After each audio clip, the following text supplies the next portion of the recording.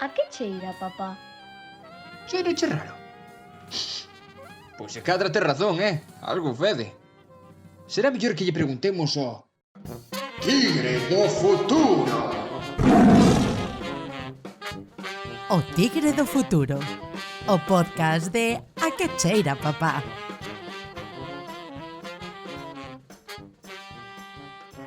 Benvidas un día máis ao Tigre do Futuro, o podcast que facemos dende o magazine cultural A que cheira, papá.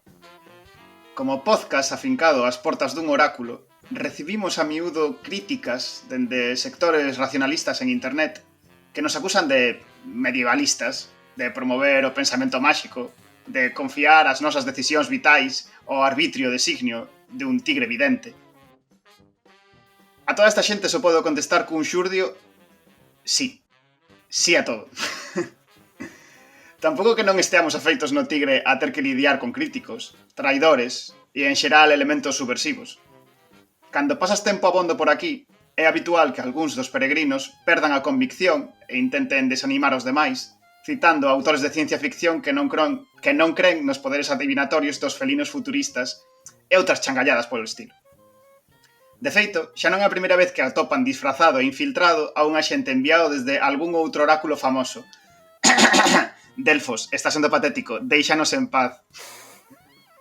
En fin, nos seguimos afanados en obter a sabedoría tigretal, así que, como sempre, cada 15 días montamos este podcast en que 3 peregrinos contarán unha historia para pasar o tempo de espera.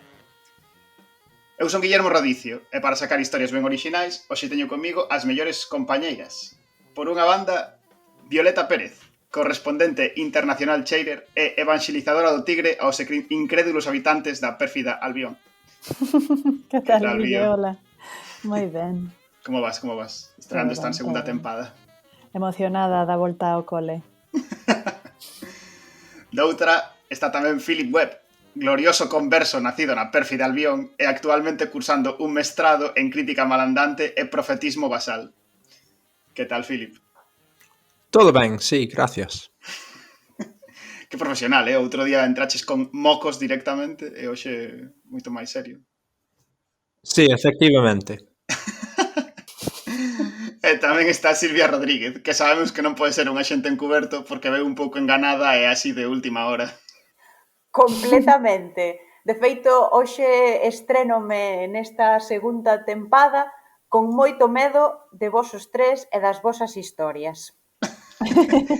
Sí, hai un pouco de como de información secreta sempre no podcast, no sentido de que hai veces que sí que se sabe de que imos falar, sí que sabemos en xeral de que imos falar, hai veces que só o sei eu, hai veces que nin o sei eu de que ides falar. Ti sempre o sabes, que és máis cotilla. Eu tendo a preguntar, pero hai veces que hai xente sí. que se esconde, que non quere dicirmo. É para que o tigre non se asuste, Guillermo, vai antes e dille ao tigre cales van ser as historias para que estea máis ou menos preparado. A ver, tampouco que parezca que fago censura previa nin nada, non prohibí ningunha historia nin nada, polo menos polo de agora, vai. Non, claro, é solamente para que o tigre non se asuste, porque claro, un tigre que se asusta é un tigre que mata. Exacto. Buah, que metáfora máis bonita da censura, sabes? En plan, o tigre que te mata. Joder. Vale, como sempre, sei que todas estáis desexando xa ofrecer as historias ao tigre, pero precisamos dunha pregunta para achar a orde, como sempre. Como tema hoxe era o dos críticas e os elementos subversivos, pensei que en lanzar unha pregunta que funcionase máis como unha especie de cóctel molotov sen resposta clara para que dilucidemos. Entón a pregunta hoxe é: quen pensades que de nós é máis probable que sexa un axente durminte? Pero que, de Rusia ou sí, que? Vaya, de algunha potencia estranxeira, vaya. A ver, por probabilidades, Philip, non? Sí. Digo, que opinas? Non, pero eu sou moi obvio. Como vou ser eu? Fala demasiado ben o galego, é demasiado sospeitoso. Eu nunca vi un inglés que falase tan ben o galego. Cheira a MI6. Claro, porque os ingleses que coñeciches que falan mellor o galego, porque son axentes dormintes ou como se chama, falan tan ben que nin siquiera te das conta de que son ingleses. A verdade é que menuda depresión, A única explicación racional para que Philip fale ben o galego é que, sabes, que este pagado polo MI6, sabes, ningún interese cultural nin nada deso. Unha cousa Quen vai querer falar eso se non é porque é un axente secreto? É que non teria sentido. A ver, Violeta podería ser... O sea, Violeta tamén está como axente internacional noutro país. Tamén... A ver, eu tamén teño un podía ser. inglés un pouco macarrónico, Jo, pero é o que di Philip. En realidad os espías tampouco falaban 100% perfecto. Que te saibas. Pois eu teño outra teoría, Conta. Eu creo que é Guillermo. Que Guillermo é o que é o espía aquí. Porque isto é o que pregunta, non? Como el pregunta para sembrar a dúda acerca dos demais, pero en realidade é el o que é o espía. Exacto. Para disipar un pouco aí. Sí. En realidade, como mítica pregunta de axente secreto que se reúne con eles e dice bueno, falando de todo un pouco, que opinades do regime de Taiwán? Está moi ben, verdade? A min encántame. A mí se puidese, vas marchar para Taiwán mañá mesmo. Ten sentido, bueno, xa sabemos. O tigre di que Guille, dixome agora o... Así de estranges de secreto. Encántame porque de min non sospeita naide. Este é o mellor. O sea, é o que dicíamos, sabemos que non pode ser o axente subversivo porque acabas de chegar, non sabes moi ben nin que se está falando aquí. Exacto. Silvia está tan perdida no mundo que a pobre non vai ser axente secreto porque isto non funcionaría. Pero bueno, é verdade que falas de cousas da Terra, pode ser para despistar, e pode ser que gañases ese coñecemento investigando para a túa labor como axente secreta. Buah, vaya. En plan, os axentes secretos en Galicia, en vez de buscar planes de plantas nucleares e cousas así, dedícanse a facer etnografía porque non hai nada máis. Porque non levanta sospeitas, claro. Claro. Podería incluirse nesta categoría os axentes dormintes extraterrestres. Vaya. Reptilianos, por favor. Vai, e dos extraterrestres quen ten máis pinta? Non sei, aí sí que xa me pillas. Aí igual sí que sirve, é no que che digo. Porque aí o da etnografía... Porque aí o da etnografía sí ten sentido. Quero dicir, aí o da etnografía sí que ten sentido. O sea, en plan, mira que costumbres humanas máis curiosas. Tamén aí podería ser Guillermo outra vez, porque escribiches na que cheira papá un artigo sobre un ovni na Ribeira Sacra. E claro... É un pouco sospeitoso, como tú vas ali como, mira, que curioso, un ovni, nunca vin tal cousa, cando, non sei, o mellor diches moitos. A verdade que se tivese que apostar pola persoa que fose un alienígena que eu coñecín na vida sería probablemente o señor que fixo o ovni na Ribeira Sacra. Menudo señor que vive fora do mundo, así vos lo digo. Que riquiño. O sea, se é por contacto, nese sentido, sí que igual estive máis cerca dos aliens que ninguén. Tamén, aí sí que podo... Ata aí sí que podo admitilo en público. Bueno, entón, que? Cal é o consenso? Quen comeza contando historia? Ti por falar. Na mellor tradición dos axentes dormintes se vai o que vai primeiro, sabes? En plan, o que vai para a primeira liña de combate. O voluntario. Vale, pois podo comezar. Eu creo que é a primeira vez que comezo. Creo que nunca abrí un programa, así que... Sospeitoso. Sí que diría eu, non son espía, pero sí aspiro a ser diplomático. Un día quero chegar a ser vicecónsul honorario da súa majestade británica en La Coruña. É a miña máxima ambición na vida. E no meu piso quero o escudo e a bandeira no balcón. Para poder facerte fotos polémicas do Twitter diante de María Pita como embaixador británico esta semana, non sei se o bichedes. Non. Así, sacou veu de visita a Coruña e fixo varios actos protocolarios coa alcaldesa e tal, e tamén sacou unha foto diante de María Pita no Twitter en plan, parece que houve algún tipo de altercado por aquí. Wow. Bastante cachondo, parece un tío bastante divertido. Así que xa sabes, Fili, xa tes un señor o que imitar, vaya. Espero que leves o vestido de Gary Halliwell coa bandeira británica. Teño unha foto de carnaval. Eu fun a modista, eu fun a diseñadora que comprou o vestido e o pintou seguindo as fotos. Fantasía. Quedoume moi ben. Bueno. Equipazo, bravo. Fans cheiros das Spice Girls, podo vendelos, O sea, A medida. de verdade que despois da confesión de que Philip ten o vestido de Gary Halliway, vou abrir eu o programa como máis probable de Axente Sí. Secreto. Está me parecendo fatal isto. Vale, bueno. Ante este clamor popular, pois abro a primeira sección do Tigre. Hoxe, para empezar o programa, queríamos contar a historia de como en China adaptaron o teclado QWERTY.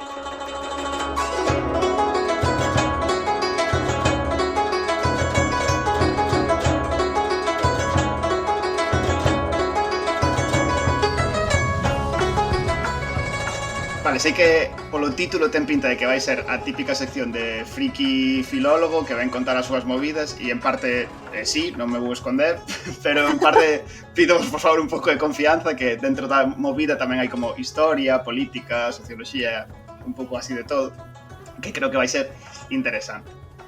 A sección parte dunha pregunta que eu sempre tiven un pouco así como no fondo da cabeza, que era como os chineses escribían no móvil ou no teclado, porque creo que non teñen un teclado especial, senón que teñen o teclado QWERTY. Como facían para adaptar a súa linguaxe baseada en caracteres, empregando o mesmo teclado que empregamos nós para escribir palabras en galego ou en calquer outro idioma occidental baseado no alfabeto latino, vai. Entón, para empezar a discernir un pouco tanto a problemática como a solucionaron, penso que primeiro era interesante falarnos un pouco sobre a linguaxe chinesa e como se escribe. Para nós, a maior parte dos idiomas occidentais, empregamos os alfabetos como de maneira que cada letra representa un son e vamos fiando diferentes sons que funcionan, que dos que saen as palabras, non? Pois can é C-A-N, K-A-N, basicamente, non? Ainda que, bueno, é certo que isto despois, cando se fai complexo, en realidade casi prácticamente memorizamos as palabras, como fan un pouco os chineses, mas nunha primeira aprendizaxe do idioma é así, non? Cada letra representa un son e varios sons representan unha palabra. Coa excepción dos ingleses, non? Coa excepción dos ingleses. Os ingleses tamén, o pasa que son super inconsistentes. Claro, que pronuncian como lle cuadra, non? Porque eso de la M con la A, ma... Bueno, pero ali pode ser outra cousa, non? Sempre me parece graciosísimo o exemplo de que a letra Q e a palabra cola, Q, se pronuncian exactamente igual e unha ten como 5 letras e a outra ten unha letra. Exacto, sí. Vaya, pois a diferencia desto, a pesar das nosas inconsistencias, no caso chinés, teñen o sistema dos caracteres e cada caracter representa unha palabra monosilábica ou ben un morfema. En realidade, a maior parte das palabras en chinés fórmanse a través de un elemento semántico o que despois se engade un composto fonético. O exemplo que aparece na Wikipedia en galego é o de berquer, que se forma co elemento semántico da auga, que é un simboliño sinxelo, sobre o que se monta un composto fonético que é o de medio, de xuntar medio e auga, sai a palabra berquer, que ten o seu propio carácter. A movida é que este sistema foi moi criticado, bueno, lín algúns autores, apareceron unhas críticas por aí historiográficas de que todo este sistema baseado en caracteres, que en realidade no chinés algúns dicionarios chegan a ter ata 80.000 caracteres diferentes, aínda que na práctica pois unha persoa normal pode manexar uns 5.000, 4.000, 5.000, unha persoa con estudos superiores, vai, pero unha persoa normal. Foi moi utilizado durante a época medieval, durante milenios en China, basicamente como un mecanismo que facía moi complicado aprender a escritura por parte do vulgo. Quero dicir que, a diferencia dos nosos sistemas silábicos, é moito máis complexo, precisamente porque o Estado, que tiña un corpo funcionarial moi amplo, pretendía establecer un mecanismo que non fixese moi accesible a información por escrito. E por eso foron desenvolvendo un sistema que se basea moito máis na memorística que no que pode ser un sistema de bloques moito máis accesible. Aínda que non é tanto hai que ver un pouco como pode ser o dereito, non? Que en realidade non é tan complicado, pero está rodeado dun montón de oropel, porque os xuristas rodean dun montón de oscuridade ese coñecemento para protexerse históricamente, evitar que os a xente do vulgo teña eses coñecementos, non? En este contexto, dentro desta crítica, hai que entender que hai actualmente no chinés dous sistemas. Un é o sistema tradicional, que basicamente é como se escribía o chinés no século XIX, pero despois temos o sistema simplificado, que foi unha resposta ante este tipo de críticas e ante a problemática de alfabetizar unha poboación moi, moi grande nun sistema que é complicado, sobre todo que se foi desenvolvendo durante o século XX. Xa primeiro durante os anos 30 o Kuomintang intentouno, pero sobre todo foi cando chegou Mao e o regime comunista a China que se fomentou esta idea do sistema simplificado chino. Fixeron unha primeira proposta no 54, que foi moi criticada, pero nos anos 60, con toda a revolución cultural e ese fervor revolucionario de abrazar todas as cousas novas, pois tamén abrazaron este sistema de simplificado, que de feito ampliouse durante o 61, simplificando máis caracteres. Este sistema, é empregado sobre todo basicamente en China, mentres que o sistema tradicional é empregado pois fundamentalmente en Taiwán, pero tamén en Hong Kong, en Macao, basicamente onde se sigue escribindo chino fora de China, basicamente. O sistema de simplificado non significa que sexa máis sinxelo o que é aprendizaje, o sea, non é que sexa máis sinxelo a pronuncia nin nada, simplemente é que son máis sinxelos de dibuixar os caracteres. E de feito, dende algúns sectores pedagóxicos coméntase que en realidad non é máis sinxelo de aprender, que é igual de complicado que aprender que o tradicional, porque sigue baseándose na memorística e tens que aprender os caracteres. Na práctica non hai tantas diferencias de aprendizaxe. Vale. Agora que xa sabemos un pouco como se escribe, o sea, algunhas ideas sobre como se escribe o chinés, a historia alrededor de como se escribe o chinés, entendedes cal é a problemática do teclado QWERTY. O teclado QWERTY, que é o teclado ordinario que temos nós todos na nosa casa, que tamén que empregamos cando escribimos co móvil, pois está baseado no noso sistema silábico e no noso sistema fonético de escritura. E os chinos, cando se empeza a desenvolver toda a tecnoloxía computacional nos anos 70, nos anos 80, teñen un problema moi gordo porque non teñen acceso rápido e eficaz para poder desenvolver a súa propia tecnoloxía e a súa propia cultura computacional porque non dispoñen dunha tecnoloxía adecuada no propio teclado, non? De feito, tedes que pensar que nos anos 80 había en toda China só uns 3.000 ordenadores e había moi poucas persoas que fosen capaces de manexalos con soltura. Isto era un problema tanto cultural, no sentido de que quedaban fora de, por exemplo, todos os negocios que se podían empezar a facer online e todas as cousas de ciencia que se podían facer tamén a través dun primeiro internet originario, mas tamén un problema secundario, porque sobre o propio teclado QWERTY estábase desenvolvendo novas linguaxes, que eran as diferentes linguaxes de programación coas que se escribía todo o software, basicamente.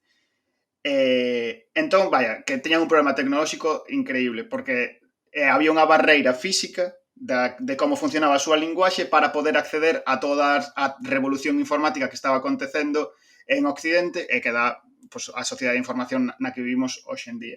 Entón, dentro de China empezan a intentar meter recursos para intentar solucionar este problema, intentar pensar en como podían adaptar a súa linguaxe ao teclado. E o primeiro sistema que adaptan é un sistema que se chama, pido perdón xa previamente pola pronuncia, porque evidentemente o meu chinés é cero, chamase algo así como Kanjie, que é un sistema que establecía o seu propio teclado e imitaba un pouco QWERTY no sentido de que escollía algúns elementos destes elementos semánticos que mencionaba antes, como se fosen pezas de Lego que ibas montando para poder escribir outros caracteres máis complicados. É un sistema que é moi intelixente, pero que na práctica resultaba moi lento e tamén moi limitado, porque, de novo, non todo o idioma chinés se basea nos elementos únicos, entón tiñas que ir montando e resultaba moi lento. Entón, chegaron a este punto con este primeiro sistema que non parecía funcionar, o goberno chino decatouse de que tiña a solución diante das súas narices e que a solución, de novo, viña de Mao, do primeiro momento do regime comunista. O xiro loco de guión aquí é precisamente que antes comentaba todo o sistema tradicional, que os comunistas intentaron simplificar o sistema para que fora máis sinxelo. Mais en realidade o que non contei é que Mao non quería simplemente facer este sistema simplificado, senón que pretendía eliminar por completo todo o sistema de caracteres. Establecer un sistema silábico, fonético, baseado no alfabeto latino, que se chamaba o Pinyin.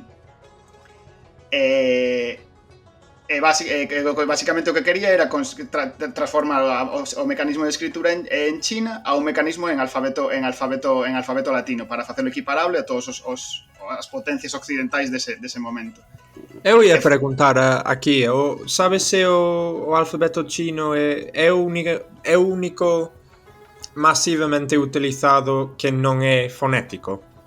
O xaponés tampouco é fonético. Tampouco. Sí, pero fora deses dous non che sabería decir, porque os que son herdeiros dos chineses, que son os de en Vietnam e en Corea, falábase, o sea, empregábanse os caracteres chineses para escribir, pero durante o século XX foron transicionando cara a sistemas silabarios. E de feito, pensaba comentarlo agora, en xaponés, a pesar de que teñen o sistema dos kanjis, que tamén é por caracteres, normalmente para aprendizaxe empreganse dous silabarios, que son os do hiragana e o katakana, que sirven un pouco como apoio, que se basean en como pronuncias as palabras. Non sei se é que aí, por exemplo, perdome un pouco nos alfabetos estes que hai en Bangladesh, en Laos e por aí xa non sei dicir se son, supoño que son fonéticos, porque é unha cousa moito máis intuitiva. Non o sei. Pero vaya, volvendo ao Mao revolucionario que intentou facer o cambio do sistema, dis que, polo visto, foi Stalin quen lle dixo que se relaxase, que non o fixese, que se iba a arrepentir, e na realidade, na práctica, era moi difícil que se pudese conseguir, porque supoña, por unha parte, que toda a xente que xa sabía escribir en chinés, de repente eran analfabetos e tiñan que aprender todo un sistema novo, e por outro lado, e vémolo un pouco pola movida de Taiwán que comentábamos antes, a propia escritura chinesa ten un elemento cultural que para eles é identitario, non? Que para eles é relacionados coa súa cultura milenaria e a súa maneira de entender a linguaxe diferenciada de outras partes do mundo. E por eso, a pesar de que o Pinyin non se chegou a adaptar como a maneira de escribir en China, si se desenvolveu como ferramenta teórica e técnica dentro do regime comunista e se empezou a empregar nas primeiras letras para ensinar os cativos. Para ensinar a cativada nas primeiras letras empregábase este sistema porque era moito máis suave a transición de como falas a como escribes a través das sílabas, non? Entón, cando tiveron que facer a movida do QWERTY, decatáronse, vaya, temos este sistema que xa sabe a xente porque levamos empregando isto na primaria, podemos empregalo para que empregando o sistema QWERTY, ou sea, o alfabeto latino, poidan escribir, a xente poida escribir, e temos que facer que o ordenador sexa capaz de transformar esa escritura fonética nos caracteres chineses. Curiosamente, aquí volve a haber unha movida de tensións políticas, porque igual que dicíamos antes que Taiwán non adaptou o sistema simplificado do chinés, de novo, toda esta movida do Pinyin pareceulles como de comunistas cagándose en toda a tradición chinesa e na cultura milenaria, decidiron que eles, por suposto, non ia facer esa adaptación ao teclado QWERTY pola vía do alfabeto latino, que eso era rendirse aos poderes estranxeiros, etc. E o que fixeron foi unha cousa parecida ao que falaba antes do hiragana e o katakana xaponés, que empregan uns simboliños propios que son silábicos, o que lle chaman un silabario. Basicamente foi, en vez de empregar, é a mesma solución de facer un teclado que sexa silábico, pero en vez de empregar as letras que empregamos nós, ou as do teclado QWERTY, desenvolveron unhas letras propias. Que no fondo é o mesmo que fixeron, por eso que falábamos antes tamén de Corea e Vietnam. Se ti les, por exemplo, os topónimos, vas ao Google Maps e miras os topónimos de Vietnam, pois están escritos en alfabeto latino e podes pronuncialos un pouco imaginando por como se escriben, como se deben pronunciar. Porque pasaron dos caracteres chinos que empregaban tradicionalmente para o seu propio idioma, simplemente adaptando un sistema fonético.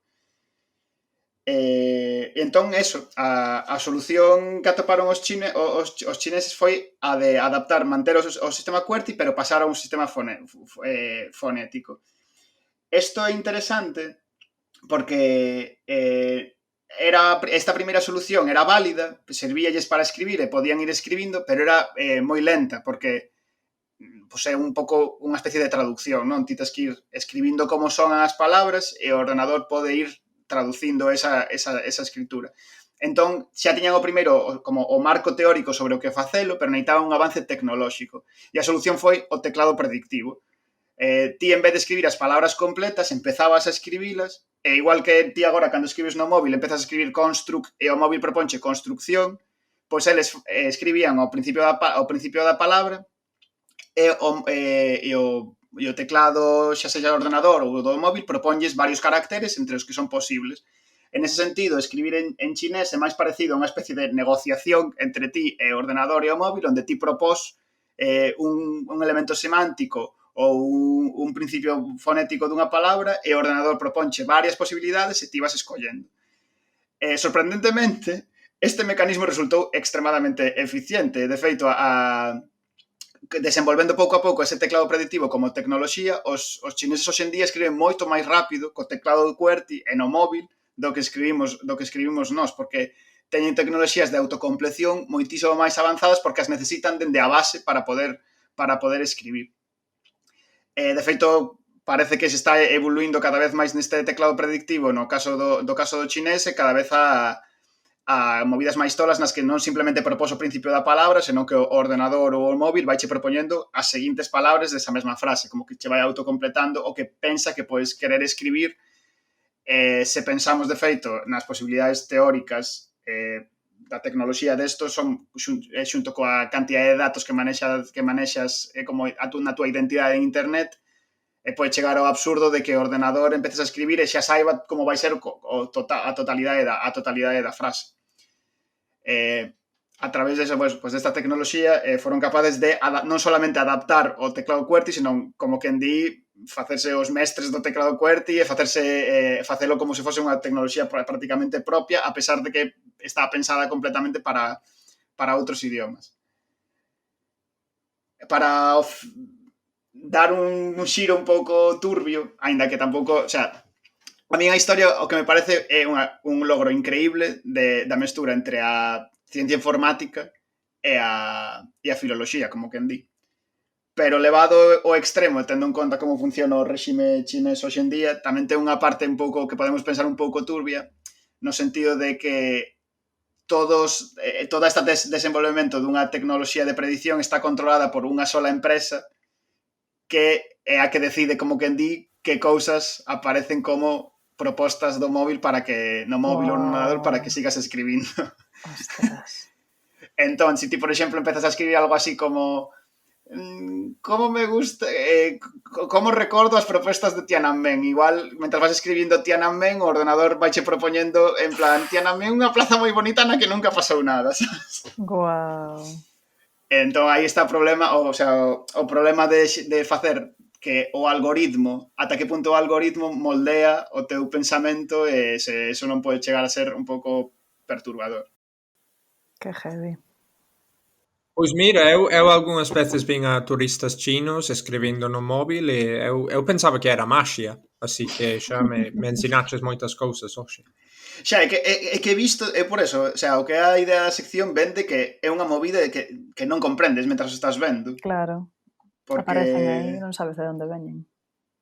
Claro, o sea, empezan a escribir unha partícula, o sea, unha partícula pequenísima e todo o tempo o móvil estalles como lanzando opcións e eles van escollendo opcións, é unha especie de negociación, máis que escribir. É unha movida... A min encantoume a parte de Mao cagándose nos académicos. En plan, que volvan a aprender a ler e escribir, vale? Veña, dalle. Todo o mundo con estudos superiores, alá. Encantoume. Xa, que en perspectiva histórica non é algo que non, o sea, eu creome o de que fose un pouco interferencia de outros países igual de Stalin ou tal, porque, non sei, fixeron cousas igual de tolas e igual de revolucionarias, entre aspas, non? Sí. Mao quere decir gato en mandarín. E os gatos tamén son coñecidos por molestar os académicos pisándolle esos teclados mentre Ui, escriben. clásico. E aparecendo nas reunións online, non? Tamén.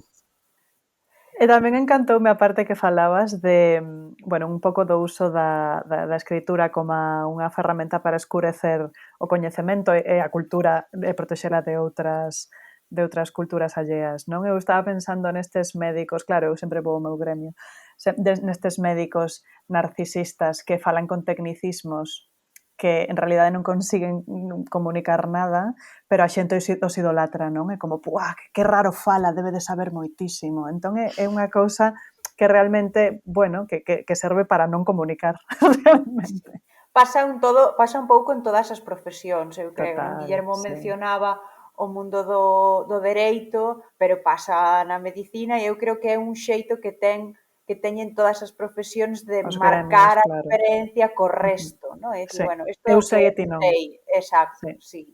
Sí, sí.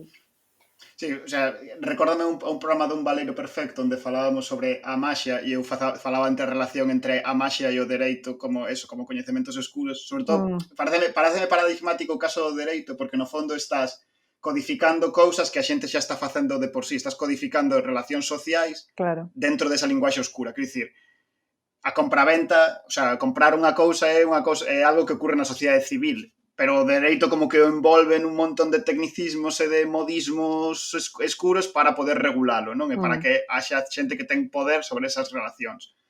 Porque no caso da medicina, pues entendo que de verdade hai pues, certos tecnicismos necesarios, non? Bueno, pero hai cousas, por exemplo, é preciso, a ver, un tecnicismo moi coñecido, pero é preciso dicir cefalea en vez de dor de cabeza. É preciso dicir, sabes? Hai cousas que realmente teñen unha palabra común que é amplamente coñecida e que non é necesario empregalo cando estás falando cunha persoa do teu ámbito e sabes que entende o significado desa palabra, por suposto que sí, porque por que non? Para iso existen os tecnicismos, Sí. pero cando estás intentando comunicar algo a unha persoa que non teña a túa formación, empregar os tecnicismos o único que fai é ampliar esa brecha entre a persoa que sabe de algo e a que non. Vira un vídeo sobre este tema en Portugal onde tiñan un problema gordo coa escrita administrativa, que enviabanlles cartas ás persoas, aos cidadáns normais, e había un estudo de que había como un 70% de habitantes que non comprendían o que dicía a carta, que non comprendían a mensaxe básica da carta. E para cousas tipo, vamos a cortarche a luz, a carta era complicadísima, chea de revires e de xiros que non son habituais na linguaxe ordinaria e tiña un problema moi básico de comunicación nese Iso sentido. foi super polémico en Reino Unido e, de feito, por que pensades que cando estás estudando inglés dinche non fagas parágrafos longos, utiliza moitos puntos, cousas concisas, non empregues subxuntivos, todas esas cousas, porque antigamente sí que se empregaba e criticouse moitísimo a falta de accesibilidade da linguaxe administrativa. Entón, ti agora recibes unha carta do Concello ou de onde sexa, é clarísima, pero clarísima. Incluso hai cousas que ves como van adaptando a linguaxe ata facela máis accesible cada vez, pero que ten sentido. Ti, se estás a punto de ser, non? De ser botado da túa casa, evidentemente tens que enterar todo o que está a pasar. Sí. Claro, que o caso do chinés, por eso me parecía tan interesante esa perspectiva histórica, porque o caso de chinés é o sea, o que diferencia un pouco os reinos antigos chineses é que tiñan un aparato burocrático xigantesco en comparación con nós, onde pues, o funcionariado é unha clase realmente dende o século XIX para adiante, e sobre todo o XX. Pero eles, o sea, o sistema de escritura china é como o resultado de ter unha clase funcionarial moi tocha durante 10 séculos, como quen di, que se vai afanando en protexerse a sí mesma a través de, pues, dos elementos de poder dos que ten, e un, pues, é eso, a escritura. A min pareceume moi curioso como falabas desa evolución, non? Como foi cambiando a propia linguaxe chinesa ao longo dos séculos e, bueno, conectando un pouquiño coa miña sección de cousas de vellas, lembrei, non sei se vos decatastes algunha vez, como era a caligrafía da xente de antes, non? A que se ve nos documentos, incluso a dos nosos avós, e como é a caligrafía que temos hoxe en día, que é moi distinta, non? E que cada vez se parece máis á que temos no teclado tamén. Sí. Total. Eu, de feito, lembro o momento en que cambiei de escribir como nos ensinaron en infantil, non? Que era así como todo ligadiño e todo seguido, a escribir coa letra que teño agora, que era como, a ver, agora xa teño que escribir como os maiores, non? E é unha letra que é moi parecida ao que escribes Ostras, no ordenador. Pode ser é que tamén aí verdade. teñamos unha certa influencia do digital na nosa escritura sin decatarnos. É certo, e aparte aconteceu na adolescencia, verdad? Eu lembro, a mí tamén me Sí. pasou. É verdade, que heavy. Xa é verdade que teño un punto ata identitario, sabes, de rollo, no, xa teño que desfacerme desta cousa e escribir como a xente de, sabes, xente guai.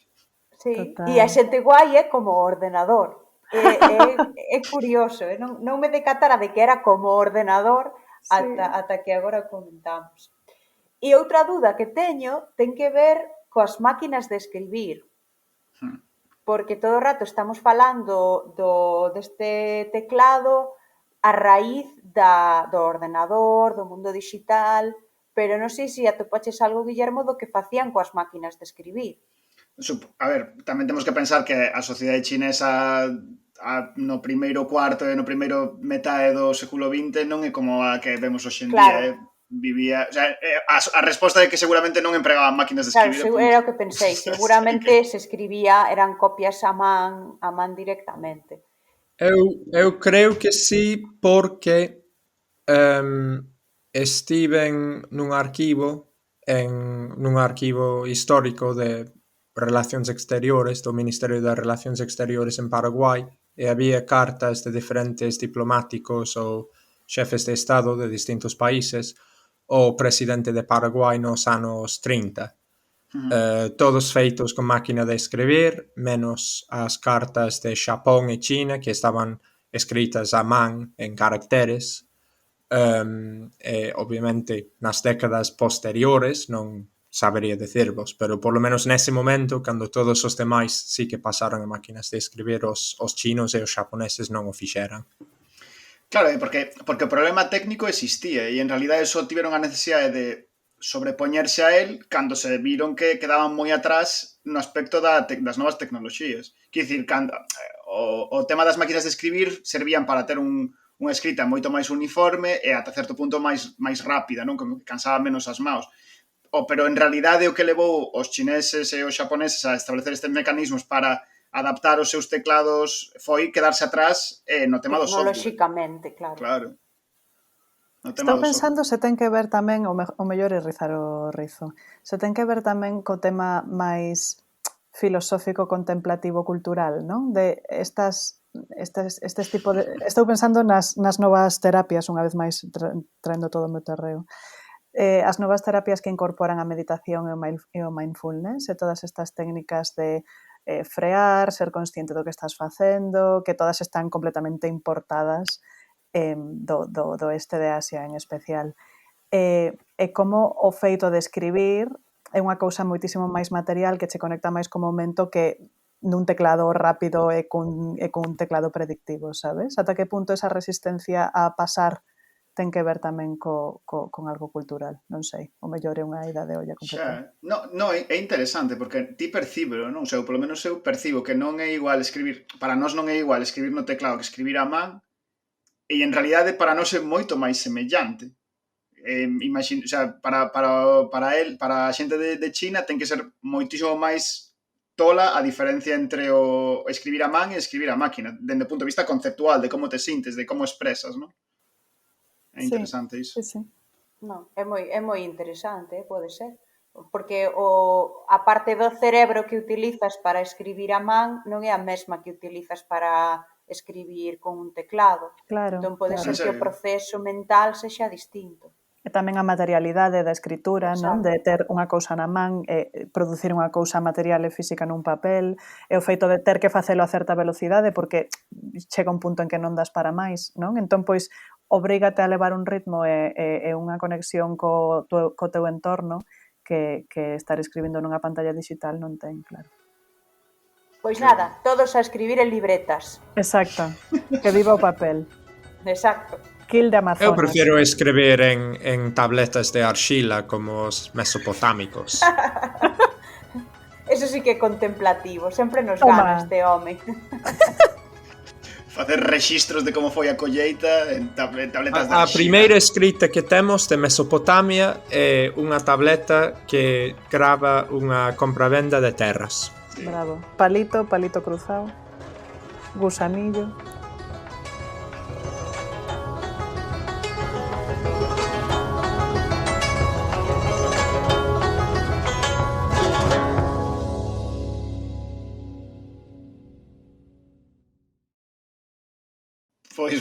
Pois moi ben. Despois desta última reivindicación da escritura cuneiforme que ninguén esperaba, pasamos xa á seguinte sección. Aínda que me obligaron a comezar a min, penso que é de lei que o seguinte sexa o honorable propietario do disfraz de Gary Halliwell. Que cante, que cante. Non queres que cante, créeme. Cal é a canción de... Fixo unha versión de It's Raining Men, creo. Sí. Sí que fixera. Non a vou cantar. Porque non me gusta especialmente esa canción. Oh. Entón, Philip, de que nos vas a falar hoxe? Outubro é o mes de Samaín, así que vou falar do leñador fantasma.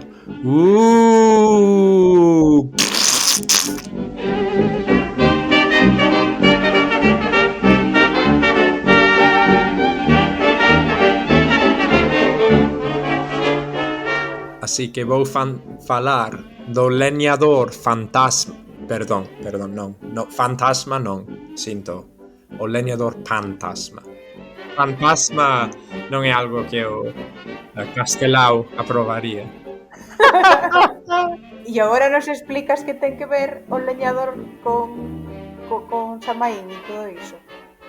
Non, o leñador non, o fantasma. Ah, vale. Non, o resto da historia non ten nada que ver con Samaín, pero como hai un fantasma, que tampouco é un fantasma real, Unha a diferencia fantasma. dos outros fantasmas que son reais. Moito problema con fantasma, pero fantasma é feminino,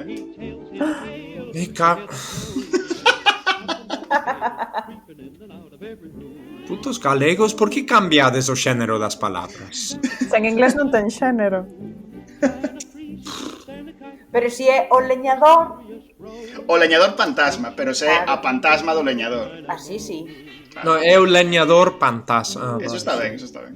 Enfadeime moito a primeira vez que descubrín que é o leite en lugar de a leite.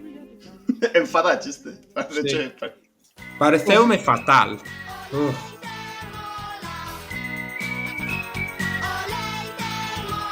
O leite frío, o leite quente, o leite só ou ben acompañado. A historia non ten nada que ver con Samaín, pero sí con bueno, non ten nada que ver con nada, é unha historia horrible que vos vou contar. Unha vez no instituto, esta é a introducción, un amigo entrou na clase de castelán e dixo, sen darse conta de que o profesor estaba aí, dixo, ai, rapaces, estive no baño e alguén deixou unha merda xigante. E nos como, mira, que ben, que guai. E como o profesor estaba ali, riuse e contounos a historia do leñador fantasma, que había no seu instituto, que era un que, ao parecer, deixaba cerillotes enormes nos baños sen tirar da cadea.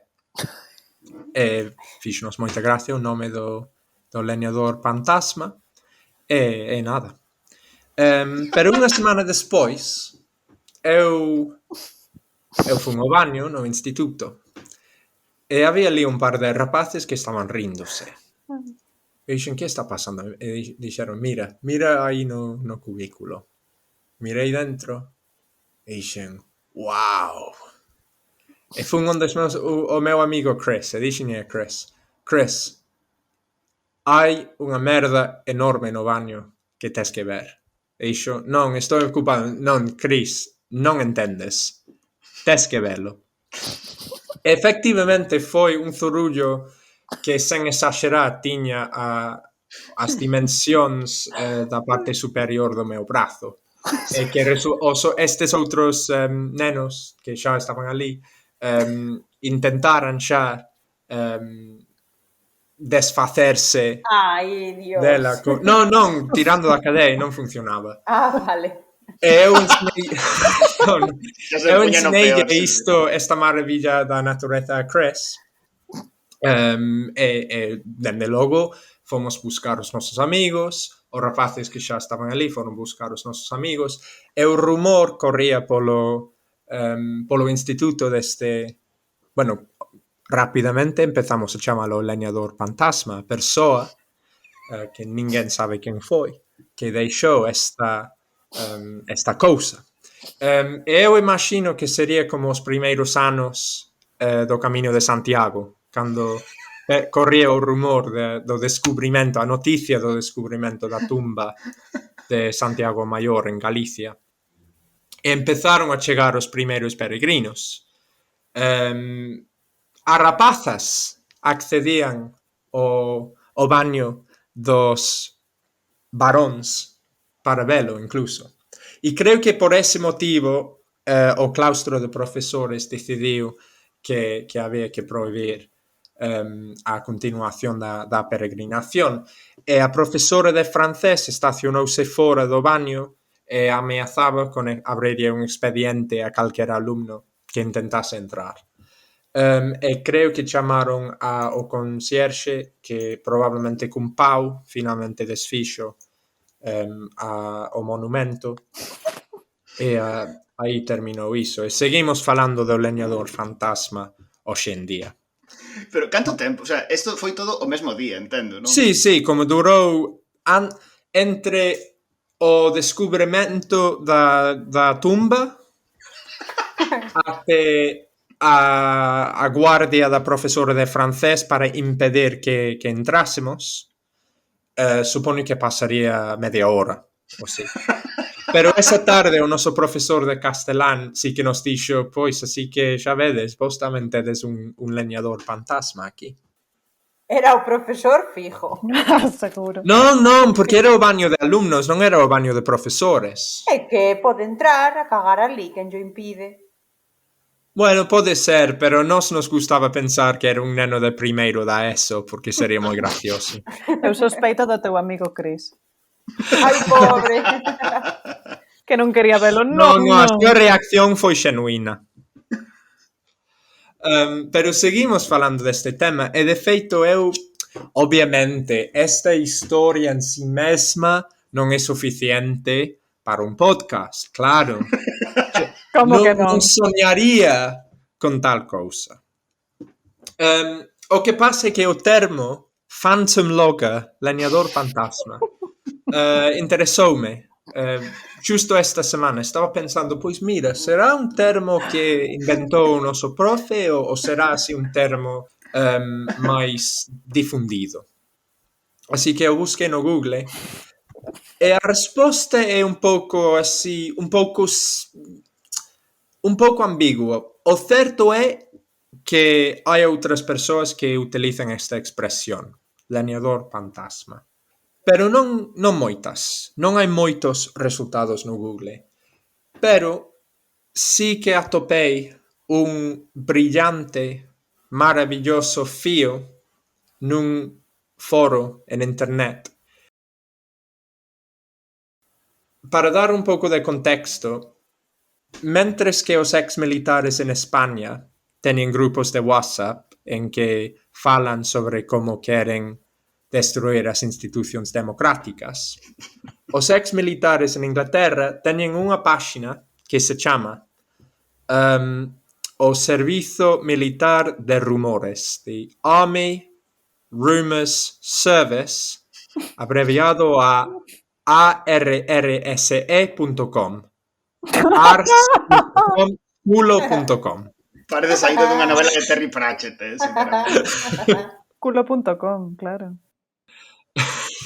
Arse. E hai nesta páxina hai un fío sobre leñadores fantasmas no exército en diferentes unidades, diferentes campamentos. E o fío empezou o 19 de febreiro de 2003, un usuario que se chama The Rigger, e a súa foto de perfil é a raíña de Inglaterra nun coche cunha metralleta na mão.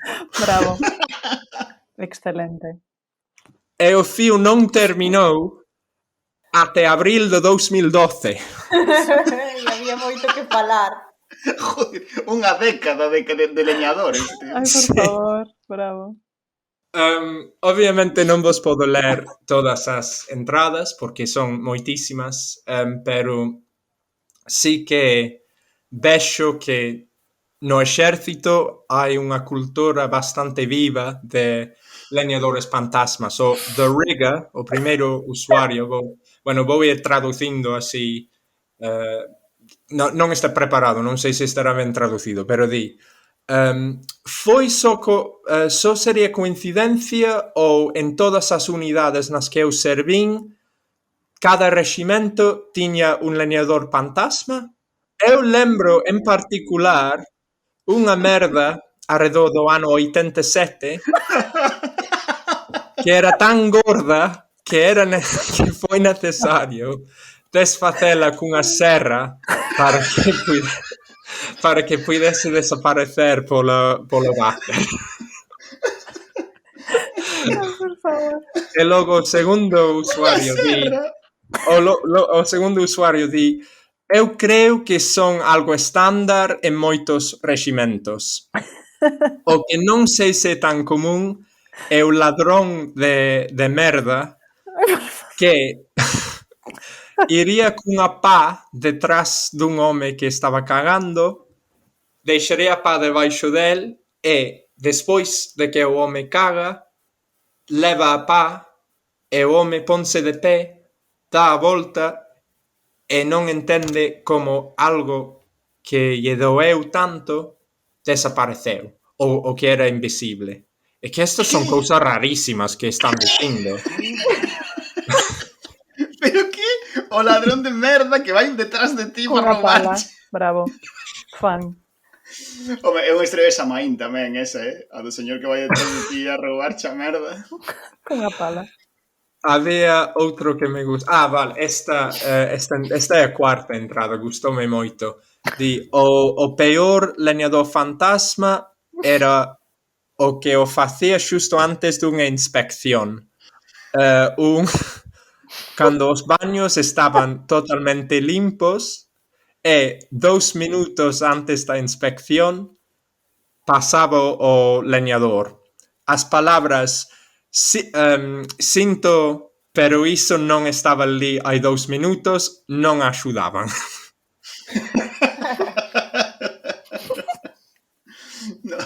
Non hai nada especificamente posto no regulamento sobre como puntúa o leñador fantasma na inspección. Ostras. E bueno, sigue así, pero é que é unha cousa...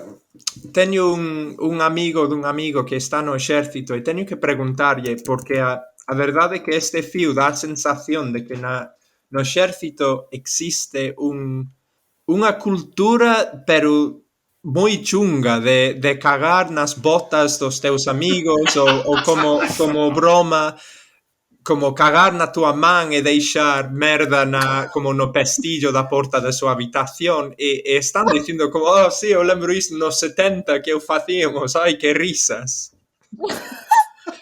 E teño que preguntarlle se isto é real ou non sei, pero podemos engadir esta entrada, esta contribución o tigre a miña lista de cousas raras que descubrín en internet como o Imperio de Tartaria. Bravo. Sí, empeza a ser un pouco a sección, unha sección particular de Philip na Deep Web, sabes? Falando de escatoloxía en general. Bueno, de escatoloxía penso que xa é a segunda vez que se fala no podcast, porque ti vío trouxeches unha sección dedicada á merda. Bueno, e os mocos tamén. Bueno, e os mocos tamén. Claro. E falastes de vómitos tamén. É verdade. Bravo. Que gran ano. Vale. Sí. A verdade que empeza a ser un tema recurrente no podcast en xeral. Vale, dúas entradas máis son aínda estamos en febreiro de 2003. Mamma mía. Hai un que di a min gustábame cagar nun campamento en Noruega ao aire libre nun fiordo para dar a volta rápido e ver como desaparecía como o Titanic. Logo, abaixo, di o mesmo. Isto é poesía. Logo lírico. di, sí, o que roubaba a merda coa pá tamén era moi gracioso. E Un ano despois da outra entrada. houbo un que cagou na taza de té dun dos comandantes do meu reximento na fin de semana e o comandante Inglés. quería que fixese unha proba de ADN. Bravo. E logo, finalmente, a seguinte é un que xa falou, eu que falo originalmente do ladrón coa pá, e di literalmente poo games, os xogos de caca deben ser unha cousa do exército. Os meus colegas civiles reaccionan con noxo cando lles conto estas historias de divertimento. Ai, Bonico, pobre, incomprendido. En xeral está como alimentando esta idea como que sempre está no fondo das nosas cabezas de que o exército é como se fose un campamento constante, sabes? Que todos están ali como facéndose novatadas Bueno, que aquí mestúrase como a masculinidade tóxica absoluta, non? De buga, merda. Co esta tendencia que ten a xente cando está illada nun sitio, que sei, cando vas de camping, cando vas de campamento, cando estás nun internado, non? Estas cousas, a crear lendas urbanas e falar de espíritus e de cousas, non? Un pouco un 50-50, unha mestura das dúas. Porque, joder, estaba pensando tamén creo que hai un punto dietético, porque ademais comentaba antes que xa faláramos claro, xa faláramos outro día sabes, cando faláramos da merda na outra ocasión era para falar do sistema gastrointestinal, pero nesto eu creo que quero ver como un pouco que o exército debe ter unha dieta demasiado alta en fibra e proteica, sabes, como para poder producir de maneira constante suficientes leñadores fantasmas como para facer lendas sobre iso, sabes, porque non sei. Nin idea. Non teño nin idea. Esperei un rato a ver se alguén dicía algo, non sei. Perdón, eu debería cambiar a pestaña, porque se non estou falando moito é porque estou lendo estas historias. Perdímolo. É que, Vai por 2005. perdón, é que hai un aquí que di, é que eu non quero saber que é isto. Hai un que di, algún de vos algunha vez xogou a pecas ou pecas de suicidio, entre parénteses, boca e ollos abertos. E hai outros que din, sí, eu xoguei a isto, foi o peor, e ninguén aclara en que consistiu. Uf. Joder. Tes outro labor de arqueoloxía digital aí. Cal é o nome? Pecas de suicidio. Sí, freckles ou suicide freckles. Pecas ou pecas de suicidio. Pua, nin idea. Que horror, non quero saberlo. Eu estou me imaginando cousas moi horribles, Eu non quero. Moi horribles. Estaba pensando que, claro, porque hubo como a rollito este de jaja, sabes, polo Samaín. Pero aparte de leñador é evidente, non é o tronco. Pero, sabes, aparte de fantasma faime moita graza, porque é como parte esencial da lenda é que sexa sempre anónimo, sabes, claro. como o zorro, sabes, que deixa a marca e ti sabes que pasou por ali o zorro, pero nunca sabes quen é de verdade. Como amigo de Philip. A min pasoume unha historia moi parecida a que Philip contou do seu instituto, pero nun centro de investigación no que estaba, en Alemanha en concreto. De súpeto, un día apareceron os baños todos cheos de instruccións de como había que cagar, non? Entón, estaban todos empapelados como con uns debuxos de non te podes sentar encima da tapa e cagar, que non sei como é eso físicamente posible, é dicir, tes que ter o corpo afeito a facer yoga ou algo así, porque sentado, o sea, cos dous pés postos encima da taza e como de cuclillas e cagar así, non? Entón poñía como un dibuixo de algo así, como esto no, tes que poñer os pés no suelo e o cu na taza e cagar así. Menos mal que yo explicaron. E claro, quedamos unhas semanas coa intriga de a quen lle era necesaria esta explicación. Ai, por Quen favor. é o fantasma ou a fantasma que necesita esta explicación aquí? Bravo. Son as míticas instruccións totalmente ridículas que hai moitos produtos norteamericanos porque teñen esta sociedade tan litixiosa que teñen que poñer non tomar cando isto está fervendo, sabes? Para que se non o pos, te podo te demandar, sabes? Pois sí. Pois cos retretes en Alemanha pasa o mesmo. Aquí todo leva unha etiqueta que pon non prenderlle lume. O meu sofá leva unha etiqueta que pon non prenderlle lume. Bueno, gracias. Non sei, digo. Que sempre pensas que detrás deso ten que haber unha historia boísima, sabes? É como Claro. cando creo que era no Galipiza de Santiago que había prohibido cantar ou algo así. Oh. Pero bueno, entendo, porque o Galipiza era a anarquía.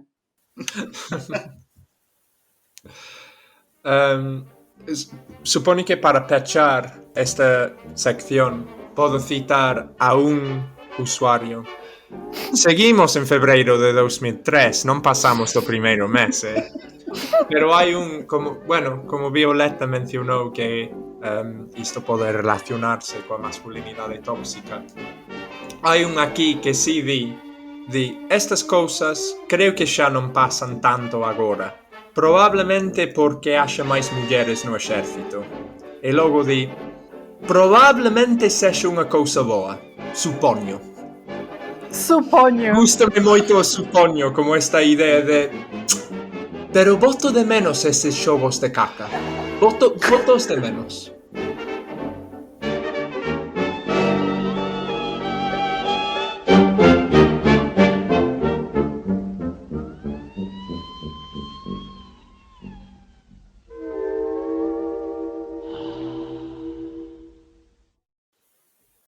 Pois moi ben. Despois desta nostalgia de cando se podía facer xogos de caca libremente no exército británico e non estábamos tan dominados polo pensamento da corrección política como hoxe en día. Supoño. Vale, pois pasamos xa á última sección do tigre de hoxe que lle toca a Violeta, que queda de última non porque non sexa probable que sexa unha xente durminte, senón porque é a que é menos probable que o sexa. Oh. Vou pechar arse.com. Ai, ese algoritmo esta semana, Philip. Quizás quixeches decir caca. Vale, entón, Bio, de que nos vas a falar ti hoxe? Pois hoxe na sección Freud debe morrer vou falar da utilidade das emocións. Tu dors encore à mes côtés. Les deux soleils sont levés. Comme chaque matin, j'ai de la chance. J'ai mes deux reins et je suis vivante. Toujours ensemble pour la journée. Toujours.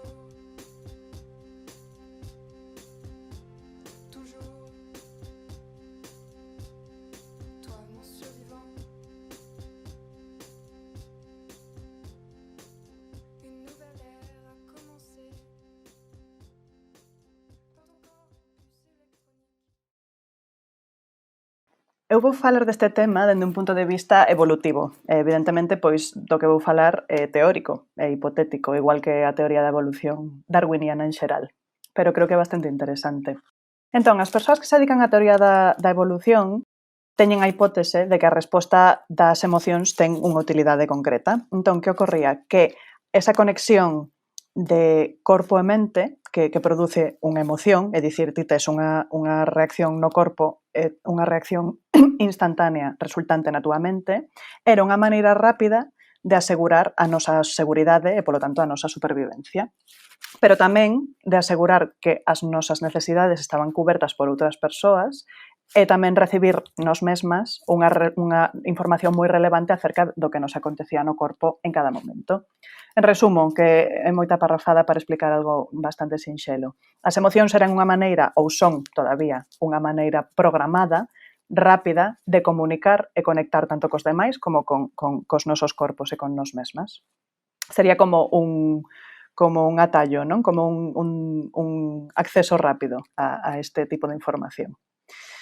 Hai tres funcións que se hipotetizan, é dicir, hai tres funcións que se cree que as emocións teñen, que son comunicarnos coas demais persoas, decatarnos do que está a acontecer no noso corpo e tamén decatarnos de que fai falla facer algo ao respecto do que está a acontecer. É dicir, chaman a acción, non? As emocións chamarían a acción.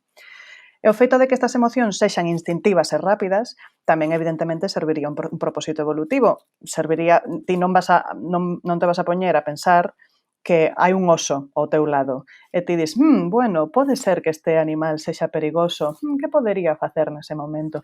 Se pos a pensar de maneira racional que facer, evidentemente, pois xa estás morto.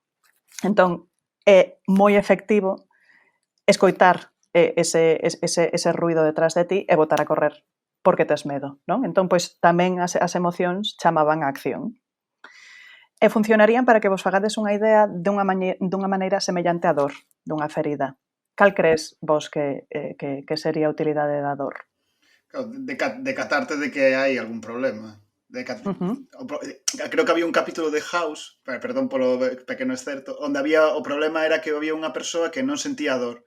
Entón, tiña un montón de problemas porque, por exemplo, estaba eu que sei, pasando o ferro, e sen decatarse apoiaba unha man e tiña unha queimadura gravísima porque non se decataba de que se estaba queimando.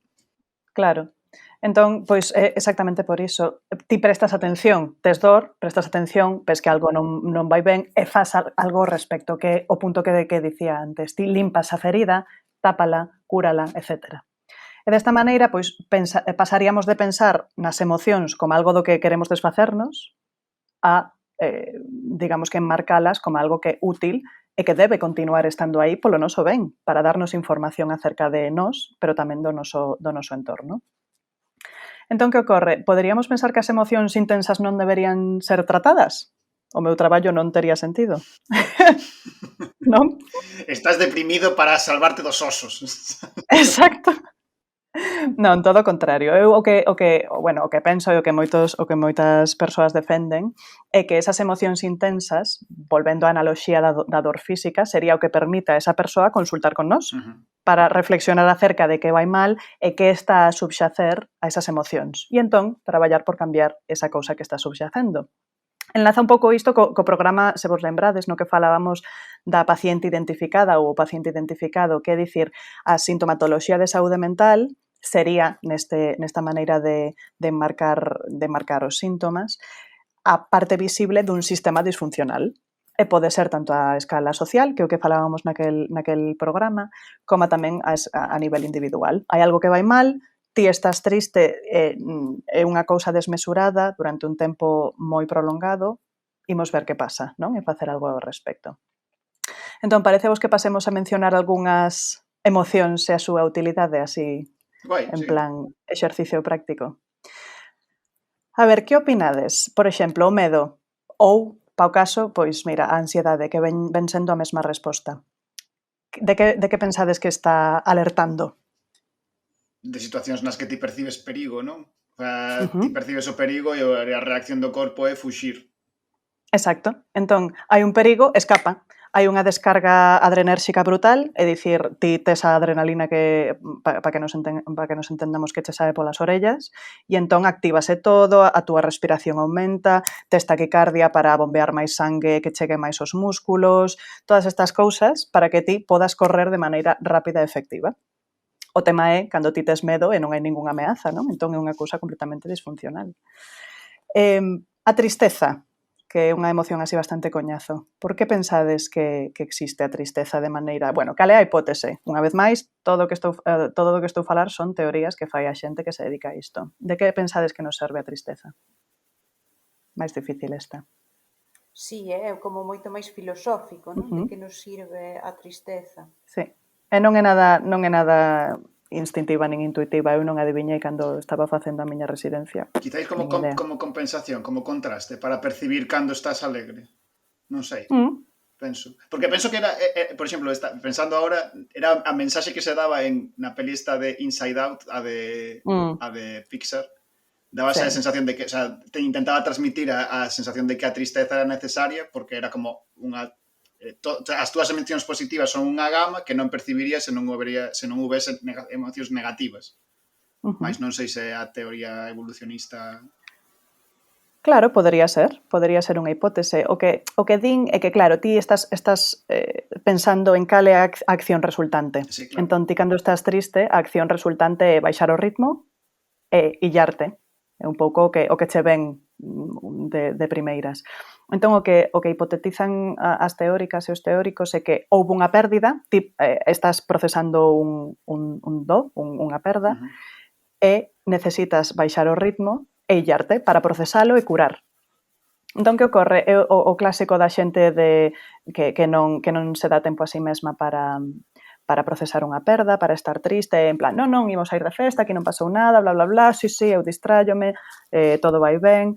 Se ti non entras en contacto con esa emoción, coa tristeza, é cando ti non estás procesando que esa perda existiu, ti non estás conectando con que eso ocorreu. Entón, é cando a do faise crónica, non? É, unha das teorías que existe alrededor da tristeza crónica resultante dunha perda. Pasa que entón, é unha definición un tanto... Sería... Di, Silvia, perdón. Non, nada, si entendín ben, entón, si que era algo como moi filosófico, porque é utilizar a propia tristeza para deixar de estar triste, non?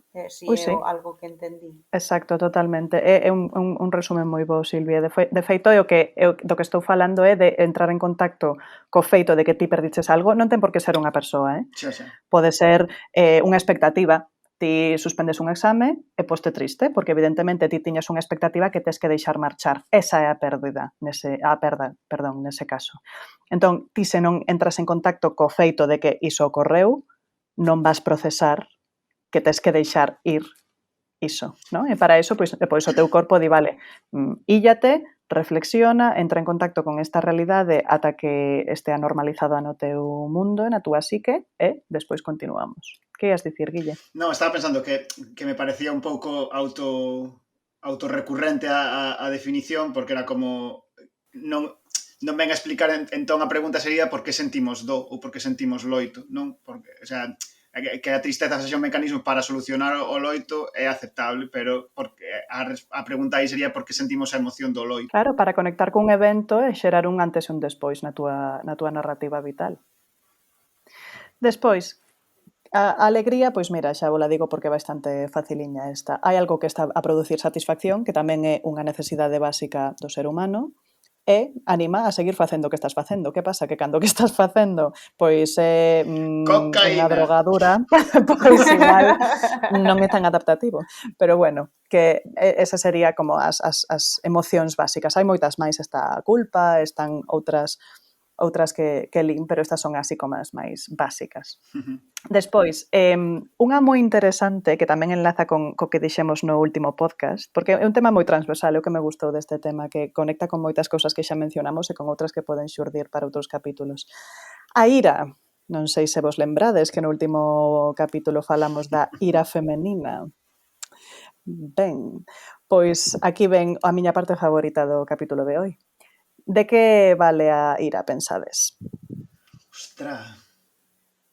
Tamén é bastante complexa, non tanto como a tristeza, é así un pouco máis faciliña, pero é... Para sentirte legitimado, cando, por exemplo, para exercer violencia. O sea, tes unha situación na que a resposta razonable é a violencia ou ou violentar a outra persoa, e a ira é o mecanismo emocional para que ti tomes esa decisión ou para que ti te sintas legitimado a tomala, non?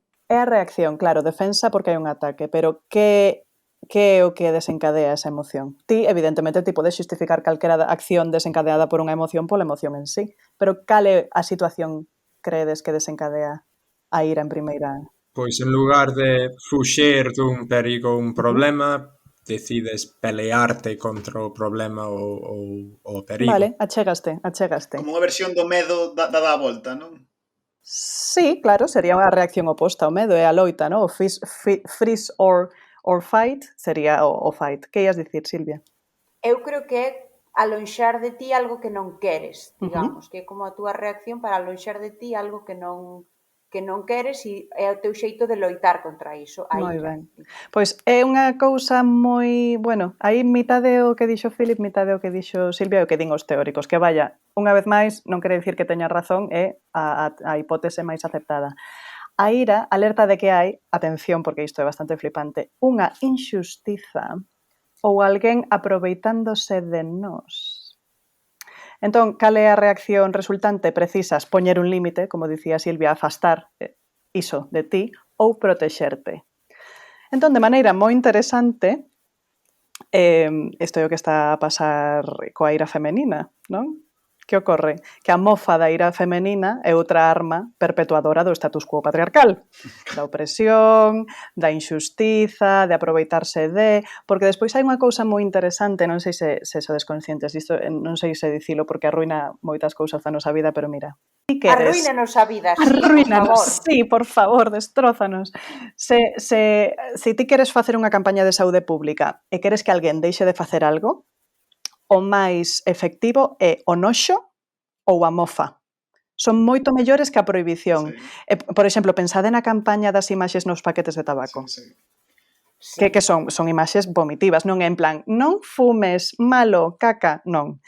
E, pois igualmente, se paramos a pensar históricamente, tamén corrixídeme porque os meus coñecementos históricos non son ningunha maravilla, pero a campaña desprestixadora do galego, que foi moitísimo máis efectiva que a campaña de prohibición que se fixo noutras comunidades, non?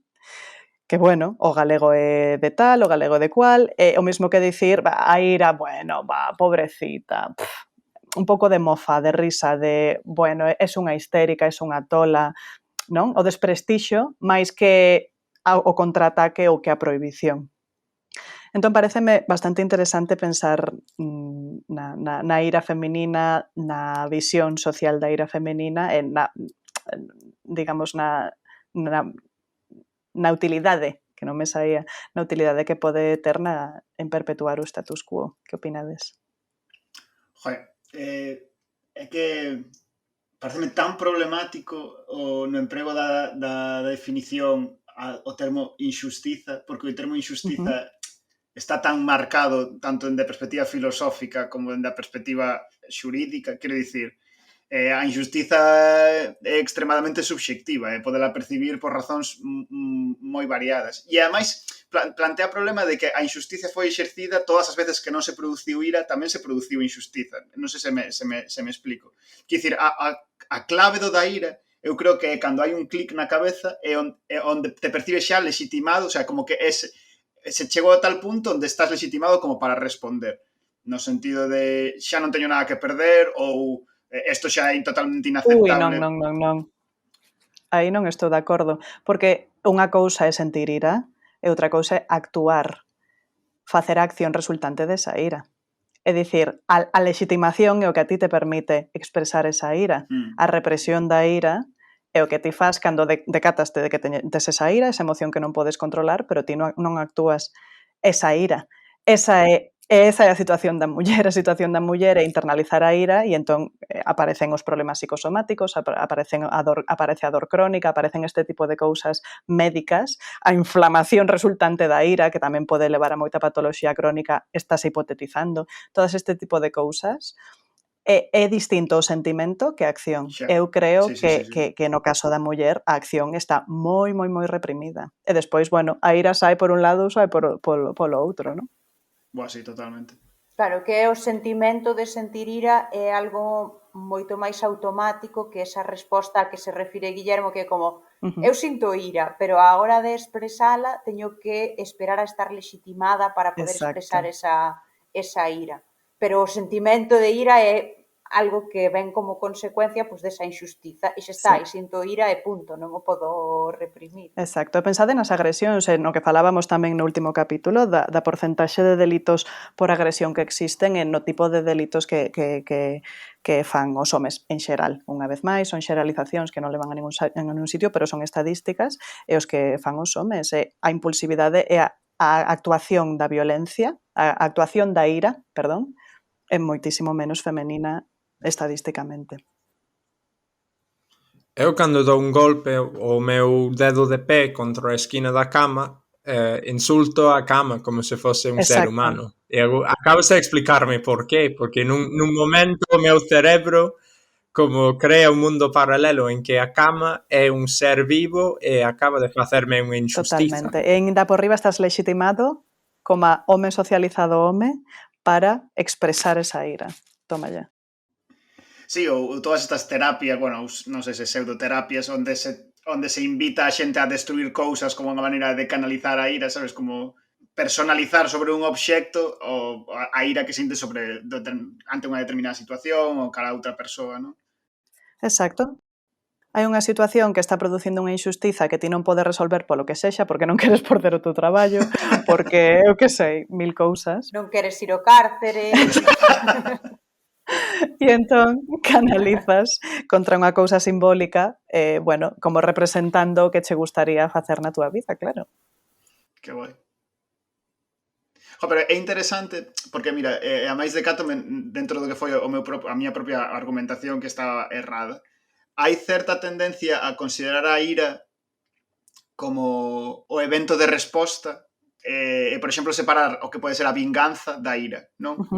E en realidade non hai tal diferenciación, quero dicir, a túa capacidade de responder automáticamente frente á ira simplemente é, pois, ahora falamos de que estás socializamente aceptado ou que tes unha capacidade física para exercela nese momento, mentres que a vinganza é unha resposta planeada como resposta ante a mesma emoción, pero non están separadas. Dende posto de vista penal, por exemplo, Silvi sabe que sí que están separadas, sí que as castigamos de maneiras diferentes, non?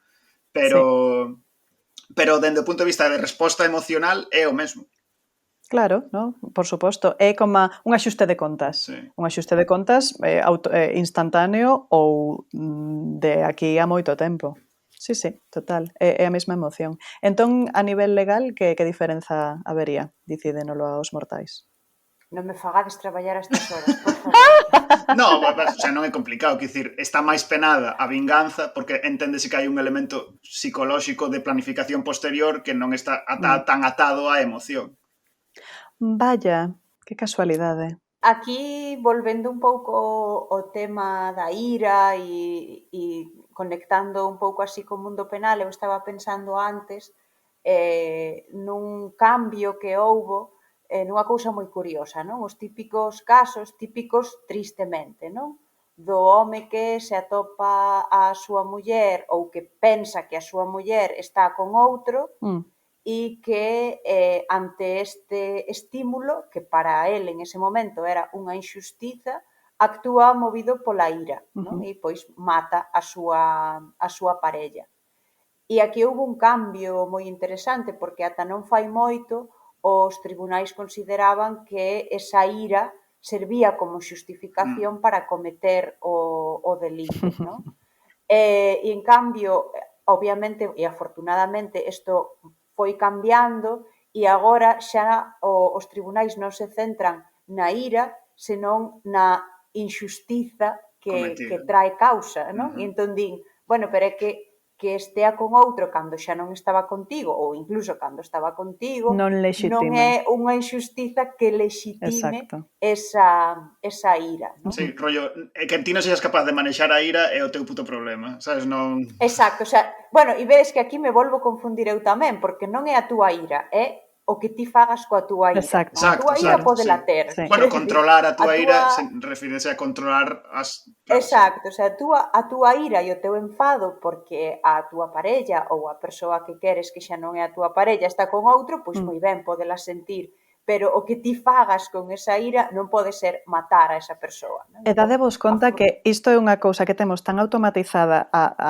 bueno, o feito de que a ira nun home nesa situación actúase automáticamente, non? Que empezamos a confundir termos nos mesmos, non? Cando estamos narrando a cousa. É como, bueno, claro, a ira, e entón foixo isto. É como algo tan interiorizado e tan automático que dá un pouco de medo realmente a narrativa que temos da ira masculina. Sí, totalmente. E hai esa visión de o home como alguén que actúa dun xeito máis impulsivo e a muller que actúa como dun xeito moito máis civilino, non? Como pensouno moito máis e despois actuou. E para iso fai falla moita represión da ira. Da ira non, perdón, unha vez máis, vedes? Moita represión da violencia resultante da ira. Reprimir, reprimir, reprimir, ata facer unha cousa crónica que leve a que ti planifiques algo máis a longo prazo. Que guai. Que interesante.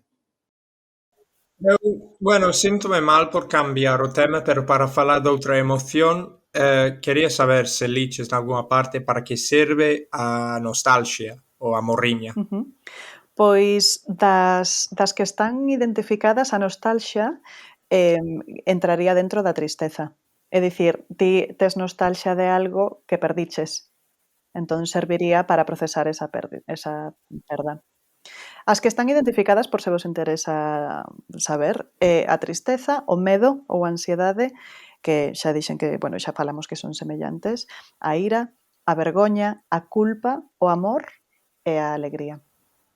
Son as que están así tipificadas. Eu, cando estabas comenzando a explicar a cuestión da relación evolutiva entre a emoción e entre a emoción e a resposta ante elas, pensaba nunha anécdota que é moi famosa no mundo da antropoloxía, onde hai algúns autores antropólogos que consideran que a civilización comeza realmente coa emoción da empatía, no sentido de que era que permitía crear comunidades estables, e que seguindo esta liña, a primeira proba arqueolóxica da civilización sería cando se atoparon osos, o sea, cadáveres con osos recompostos, o sea, que unha persoa sufriu unha crevadura dun oso, pero a comunidade protexeu no tempo abondo como para que puidese curar. E esa sensación de empatía, de protección comunitaria, era o que comezaba a civilización como tal, o que nos permitía crear grupos humanos grandes e mantidos durante o tempo. Sí, aí voltamos ás tres utilidades das emocións das que falábamos, porque polo de agora só estivemos mencionando a utilidade de pasar a acción. Ti tes unha emoción, que é o que tes que facer, ou que é o que che pide o corpo facer de maneira automática, non? Sen ter en conta o contexto social, como xa falamos coa ira, etc. As outras dúas utilidades son a comunicación e o feito de cubrir as necesidades básicas grazas aos demais da comunidade. Entón, se vos pensades na tristeza, a tristeza non é nada máis para que ti esteas aí illada e non fagas nada e ralentices e proceses. Tamén é para amosarlles aos demais que ti estás triste e conseguir que os demais estean aí contigo, estean reconfortándote, etc. Entón, moitas veces, cando a xente non é capaz de expresar esa tristeza, a tristeza tamén pode cronificarse e pode expresarse de outras maneiras. E falábamos do tema da ira como expresión psicosomática con algúns síntomas, que podo falar outro día disto. Pero, entón, comunicación co colectivo. Aparte, que o colectivo cubra as túas necesidades básicas que ti non podes cubrir por ti mesma. Entón, son as tres funcións da emoción. Non solamente para recibir información acerca do que está pasando no noso corpo, senón tamén para comunicar esa necesidade e para que os demás fagan algo ao respecto. Entón, mola o que fixo a palabra escrita ou a música gravada para o noso cerebro. Agora conectámonos con persoas así cantantes ou escritores, emocionalmente conectámonos con persoas que non nos coñecen, que nós non coñecemos, é como un xeito de engañar o cerebro, por así decirlo. Non, ao revés, é como unha ferramenta increíble que ten o cerebro, sí, que o podes facer a distancia, que podes facer mantido no tempo. É codificado, que é o que di Philip, non? En vez de facelo mediante linguaxe non verbal, facelo mediante linguaxe verbal, claro. Ti podes comunicar nunha mensaxe de texto dicir estou na merda, estou fatal, vaya día levo. E a empatía chega igualmente sen necesidade de ver a túa cara. Limitada, por suposto, porque a linguaxe non verbal é estupendísima, é moito máis intuitiva, igual que as emocións, pero por suposto que pode haber un mensaxeiro aí intermedio. Sí, ou abstractas, non? Escoitas unha canción e a canción non son máis que vibracións no aire e fanche sentir unha cousa, non? Eso tamén. Claro, pero unha cousa que sentiu a persoa que compuxo, ou que, bueno, que en principio pretende que, ou sabe, digamos que sabe empregar as palabras dese sentimento, incluso o mellor sen estar sentindo esa emoción, non? Que tamén é bastante igual. Sí, é verdade, eu lembro unha entrevista con George Michael en que falo dunha canción del que é así das súas máis famosas, creo que é unha balada, e di que moitas veces as persoas veñen a él e dixeron esta canción axudoume moitísimo neste tempo, despois de que morreu a miña nai, ou non sei que, este tipo de cousas. Era unha canción que axudou a moita xente. El di na entrevista, a verdade é que me dá un pouco de vergoña cando me din isto, porque a min, sinceramente, é unha canción que non ten máis significado para min que o diñeiro que me xerou. Ai, por Porque favor. non eu escribín outras cancións e sentín as emocións que transmito na canción, pero esa canción en concreto non, é unha canción que escribín puramente para gañar diñeiro. Ai, que horror. Jo, pero é porque se tende a romantizar ás veces o proceso creativo cando moitas veces é un tema de oficio. Quero dicir, ti, Xa. eu podo me dedicar a facer tazas, están tan ben feitas, e a unha persoa pode lle dar unha sensación de familiaridade, sabes, e proxectar un montón de emoción sobre esa cousa que eu fixen, pois, como fixen 50 esa mañá, sabes? Xa. Non ten por que... E a arte igual, é unha cousa técnica e de oficio que ti refinas durante un montón de tempo para que outras persoas poidan sentir cousas. Xa. E esa taza, hipotéticamente, imaginemos que eres, falando da ira outra vez, imaginemos que eres o comandante dun reximento no exército británico. Un luns pola mañá, entras na oficina e ves un cadete cagando na taza. Está xustificado matalo nese momento? Como sería un dos poucos casos en que a ira xustifica esa acción ou nin aí? Non creo que podes matalo, non deixa de ser un fantasma.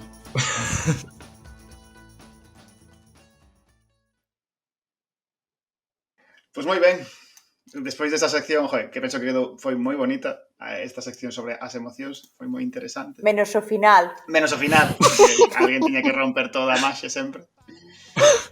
Está xa soando o Tigre de The Omens, e iso significa que chega ao seu fin un novo episodio do Tigre do Futuro. Saímos hoxe do oráculo, coñecéndonos un poquinho máis, coñecendo un poquinho máis o mundo do chinés, e coñecendo un poquinho máis lendas urbanas militares. Quero dar grazas ás nosas cómplices do oráculo de hoxe. Se vos gustou e non vos queredes perder as seguintes entregas do Tigre do Futuro, podedes suscribirvos en iVoox, en Spotify, Apple Podcast, YouTube, ou seguir en xeral o que facemos en A que cheira papá. Emplazamos vos xa para o seguinte tigre, que quen sabe o que agarda ali. Un saúdo e ata a próxima. Tigre, tigre, quen te pode deter? Fai no pedazos e bañate no que quede.